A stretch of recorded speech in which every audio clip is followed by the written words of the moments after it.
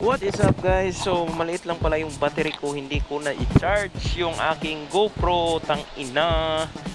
So ito guys, nandito naman tayo sa casa at magpapalit na tayo ng brake pad. Ito guys, ito po yung brake pad ng GPR. So kasukat rin nito is yung sa Sniper 155R, dual piston siya po, pareha nito. Okay, ito yun guys.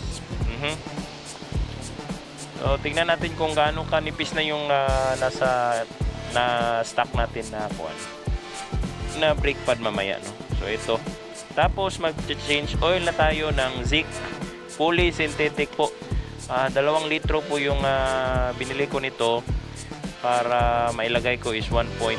1.2 yung ilalagay ko ngayon guys kasi mag-endurance tayo, no? Ito na yung part 3 ng ating endurance preparation vlog. Okay, so quick update lang guys dito sa casa. Yung may nag-comment na gustong bumili ng GPR, no? Meron po ditong version 2. Meron po kakarating lang po dito yata to kahapon. So ito po may green, in very good condition, walang scratches guys, no? Yan, tsaka may pula. So para sa akin guys, yung pula yung pinakamaastig bukod sa itim, no? So ito yun guys. So yung nagbabalak na kumuha na dito lang sa mga malapit na lugar, punta na kayo dito sa Kugman guys at kunin nyo na tong 2 unit na to dahil malamang hindi na to aabutan ng 1 linggo. So guys, tara na. Pero napakaulan ngayon guys. So tangina, mababasa na naman yung GPR natin at magkakaputik na naman, no? Papangit na naman. Parang repo na naman ang itsura nito pagka uwi ko. Ito na. Maginaw na yung oil, so drain na siya. May problema kanina guys, ayaw mabukas ng drain plug niya, no? So itong nangyari sa drain plug, napungil yung mga ngipin kasi hindi talaga siya ma-open. Tangina. So parang hindi ko na ito ma-change oil ng mag-isa dahil dito.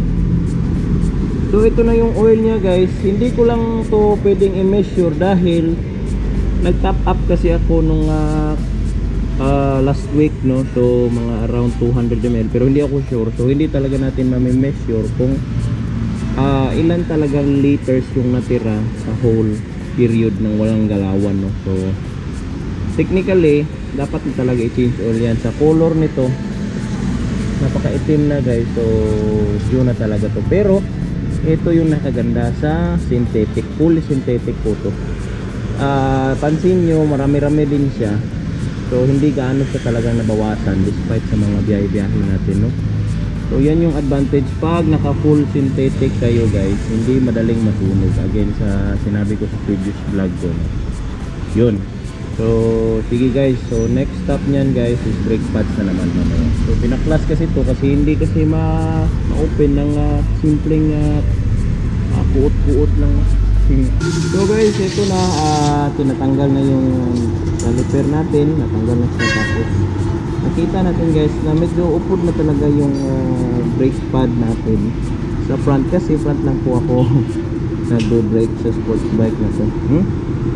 So yan, okay na yung change oil natin. Ray, may tagas Ray.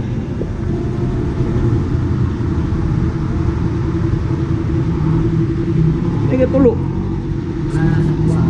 Ha? Wala, natatuan na, mura na. So ito guys, dapat i-maintain nyo din yung caliper nyo kasi may issue din ng piston natin guys na hindi na gumagalaw.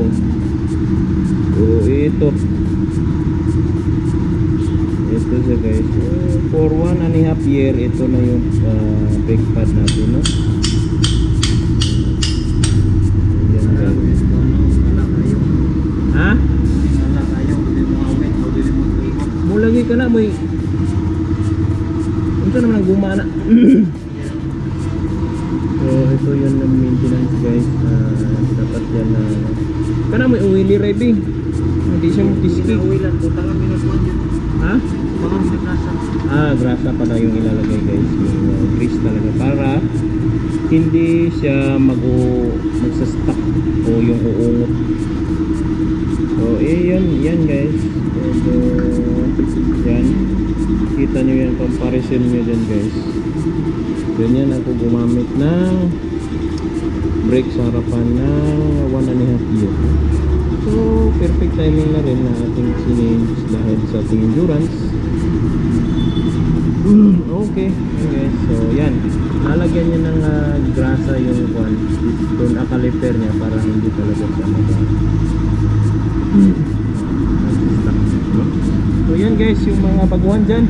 Yan yung babantayan nyo sa inyong mga brakes, no? Kasi importante talaga yung harapan sa sports bike. Kasi andyan lahat ng load nyo sa harapan, hindi sa likod po. Pag mag-brake kayo ng high speed sa likod, sure ball talaga kayo dyan. Gigiwang-giwang yung puwet nyo kasi walang weight sa likod nyo, no? Pag sa sports bike. Okay guys, yan lang yung tip ko ngayon sa pag-brake. Eto na, butit na change na natin. Tapos na pala tayo doon sa ating pinagawa kanina. Hindi lang ako naka-video dahil tanginang ulan talaga. No, kasi baka mawala ako sa focus dahil magbablog, so hindi pwede. Ngayon uuwi tayo ngayon na medyo maulan. So, start natin. SC project. SC1R. So, ganyan yung tunog niya guys. Pasintabi na lang sa mga maselan dyan kasi nadumi na naman yung motor natin. Parang repo na naman yung mukha niya. So mamadali tayong umuwi. Okay, kaka-check tsaka oil change lang natin. Tapos yun, nagbago tayo ng brake pads. Okay, di ba? Tapos binalik natin yung chin natin guys. Ayoko nang bye-bye. Ayoko nang yung winglet ko na kuan ko kasi ma-vibrate yun. Napapansin na sa video yung vibration noise.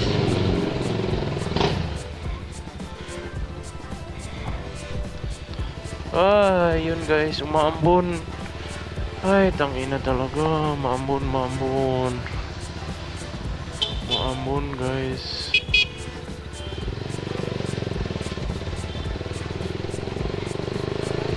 Tayong choice kasi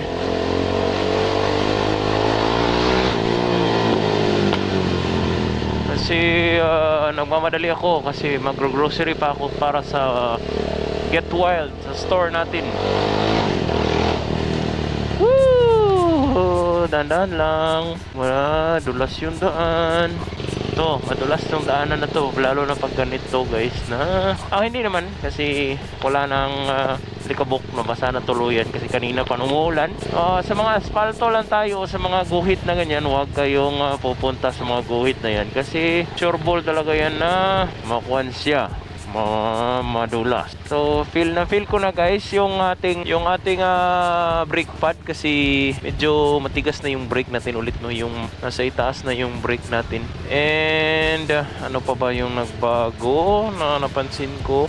Hindi na gaanong maingay yung vibration na galing sa ating fairing dahil pinabalik ko na sa stock yung ating winglet sa harapan. Kasi yung winglet pala merong nakadugtong pala siya dito sa side fairing natin, no? Merong screw na iniilalagay. So, yun, hindi na nagple-play yung ating side fairing dahilan kasi naibalik na yung ating winglet na may screw. So, ito na guys, wala tayong choice. Atakihin talaga natin itong ulan. Tangina.